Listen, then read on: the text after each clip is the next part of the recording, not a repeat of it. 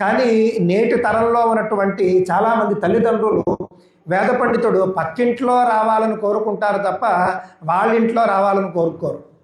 పక్కింట్లో ఉండాలి, పక్కింట్లో ఉంటే వెళ్ళి వీళ్ళు నమస్కారం చేసేస్తారో వచ్చేస్తారు. అదేవిధంగా వేద పండితుడు పక్కింటికి అల్లుడుగా వస్తే ఓకే, కానీ వాళ్ళ ఇంటికి మాత్రం అల్లుడుగా రావడానికి ఎవరో ఒప్పుకోరు. అంత మాత్రమే కాదండోయ్, పోనీ ఇప్పుడు ఎవరో ఒకరు మా అమ్మాయిని ఫలానా వేద పండితుడికి ఇద్దాం అనుకుంటున్నామండి అని చెప్పేసి పెళ్లి కుదిరింది అనుకోండి, అంటే నేను చూసి నేను కాస్త మాట్లాడి నిశ్చయించి చేసినటువంటి పెళ్ళిళ్ళు కూడా కొన్ని ఉన్నాయి. ఆ సందర్భాల్లో బంధువుల నుంచి వచ్చేటటువంటి మాటలు ఏమిటంటేనండి, అయ్యో ఏమిటి మీ అమ్మాయిని నువ్వు వేద పండితుడికి ఇచ్చేస్తున్నావా, అంటే గొంతు కోసేస్తున్నావా అన్నట్లుగా మాట్లాడడం మాట. ఎంత దారుణం, ఎంత వైపరీత్యం. ఇది ఒక రకమైనటువంటి విధి వైపరీత్యం కాకపోతే ఇంకేమిటి. నువ్వు నీ బిడ్డను ఇవ్వలేదు, నువ్వు నోరు మోసుకొని ఉండొచ్చు కదా, అసలు నీకెందుకు.